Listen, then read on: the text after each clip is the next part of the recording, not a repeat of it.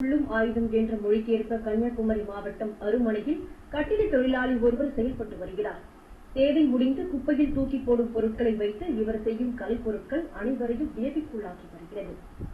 கட்டிட தொழிலாளியான பாபு சிறு வயது முதலே கலைப்பொருட்கள் மீது மிகுந்த ஆர்வம் கொண்டவராக உள்ளார்.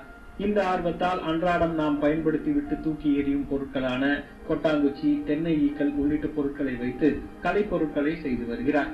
இவர் செய்துள்ள பூஜா வகைகள், சாமி சிலைகள், பூச்செடிகள், விலங்குகள், தாஜ்மஹால், உலக அதிசயம் 7 போன்ற 2000க்கும் அதிகமான கலைப்பொருட்கள் அனைவரையும் கவர்ந்து வருகிறது. இயற்கையில் கிடைக்கும் பொருட்களை வைத்து கைவினைப் பொருட்கள் செய்வதால் சுற்றுச்சூழல் பாதிப்பு ஏற்படாது என்று இவர் தெரிவித்துள்ளார். இவர் கைவண்ணத்தில் உருவாகியுள்ள பொருட்களை வெளிநாட்டினர் ஆர்வத்துடன் வாங்கி செல்வதாக பாபு தெரிவித்துள்ளார். மேலும் இவருடைய டீ கப் நட்சத்திர ஹோட்டல்களில் வாங்கப்படுவதாகவும் கூறியுள்ளார். இதுல ஏகப்பட்ட பொருள் செய்யலாம், ஜீவங்களுக்கு இதெல்லாம் யூஸ் பண்ணலாம். டீ வர இதுல வந்துட்டு இந்த டீ கப் வர டீ வர கொடுக்கலாம். ஸ்டார் ஹோட்டல்ல இதே மாதிரி எங்கிட்ட வந்துட்டு 10-20 பீஸ் கேட்டாங்க, நான் செய்து கொடுத்துருக்கேன். தேவிக்கு அங்க செய்து அவங்களும் இது யூஸ் பண்றாங்க.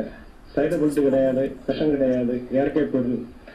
இதே மாதிரி இன்னும் நிறைய வெரைட்டி செய்துட்டு இருக்கேன். பாபுவின் முயற்சியால் இந்த தொழிலை இதுவரை 1500 இளைஞர்கள் இலவசமாக கற்றுள்ளனர்.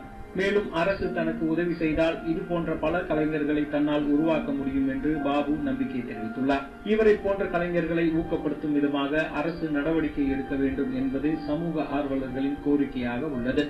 இந்த மனிதனை பொறுத்தளவில் பலருக்கும் பயிற்சியை கொடுக்கின்றார். பல என்ஜிஓக்களுக்கு மட்டும் இல்லாமல் பல நடுத்தர மக்களுடைய குடும்ப வாழ்வுக்காக பல ஒரு ட்ரைனிங்கை கொடுத்து ஒரு பயிற்சியாளராக வந்து பல உதவிகளை செய்து கொண்டிருந்தும் இவருக்கு இந்த தொழிலை ஊக்கப்படுத்துவது நபார்டு வங்கியோ அதை சார்ந்த எந்த வங்கிகளோ அமைப்புகளோ இந்த உதவியும் அரசும் செய்யவில்லை. எனவே இப்படிப்பட்ட தொழில்களை ஊக்கப்படுத்துவதற்காக இந்த கைவினைஞர்களை இந்த மண்ணிலை உருவாக்குவதற்காக அரசு கடுமையான முயற்சி எடுக்க வேண்டும். உலகில் பிறந்த ஒவ்வொரு மனிதருக்குள்ளும் ஒவ்வொரு திறமை ஒளிந்திருக்கும். அதை வெளிக்கொணரும் விதத்தில் தான் வித்தியாசம் காணப்படுகிறது. ஆயிரக்கணக்கானவர்கள் திறமைகளுடன் சாதிக்க காத்திருக்கின்றனர். அவர்களுக்கு தேவையானதெல்லாம் அவர்களை ஊக்குவித்து தூக்கிவிடும் ஒரு கரம்தான். தந்தி செய்திகளுக்காக குமரியிலிருந்து ஜெபர்சன். உலக மக்கள் நன்மையை வேண்டி கும்பகோணம் அருகே விருச்சிக ராசி கோயிலில்